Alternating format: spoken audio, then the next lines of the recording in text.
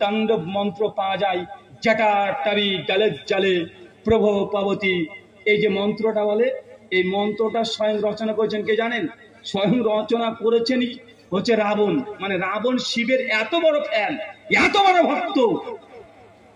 যখন শিব যখন তাণ্ডব করছেন সেই সময় তার এই তাণ্ডব দেখে তিনি মন্ত্র উচ্চারণ করছে, যেটা আজকেও সনাতন ধর্মের হিন্দু দাদারা, শিব ভক্ত যারা, তারা এই মন্ত্র পাঠ করে থাকে। এটা কোনো ঈশ্বরের বাক্য নয়, এটা ছিল মূলত রাবণের। রাবণ ছিলেন কি ভক্ত? শিব ভক্ত, মহাদেবের ভক্ত। তো রাবণকে আজকে ভিলেন দেখানো হয়, হয় কি হয় না? রাবণ যখন লঙ্কাতে সীতাকে নিয়ে চলে যায়, দীর্ঘদিন লঙ্কাতে রেখে দিয়েছে। রাবণের চরিত্র যদি খারাপই হবে, সীতাকে ধর্ষণ করতো না? কথা বলেন।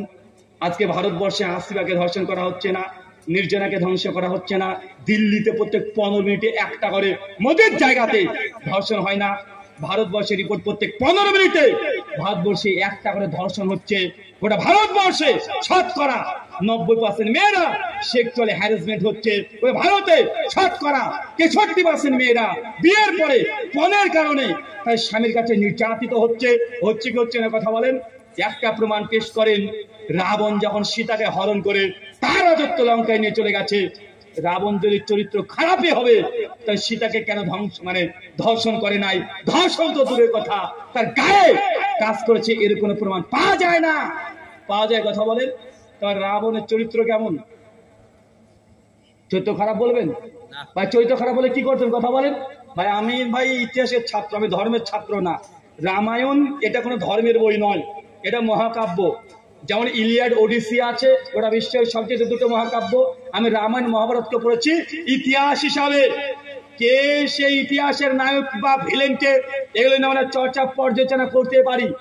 ভারতবর্ষের সংবিধান 25 সেকশন ABC 153 অনুযায়ী পরিষ্কার ভাবে আপনি যে কোনো কুসংস্কার, ধর্মের ব্যাপারে কেউ কুসংস্কার যদি করে, যুক্তি তথ্য তর্ক দিয়ে আপনি সে কথা বলতে পারেন। আমি সমালোচনা করতে চাই না, কিন্তু আমি যেটা দেখেছি তদন্ত করে, যে রাবণের চরিত্র মোটেও খারাপ ছিল না। যে থাকতো দেবী সীতাকে অন্তত গায়ে বা টাচ করতো না? কথা বলেন।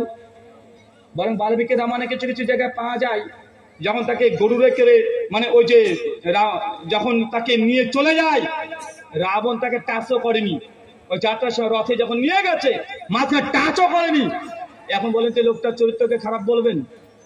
এখন উল্টো করে যদি বলতে যাই, তাহলে আমাকে আর দেখতে পাবেন না। আমাকে দেখতে পাবেন নবী ইউসুফ আলাইহিস সালামের সুন্নাতের মধ্যে আমি আছি।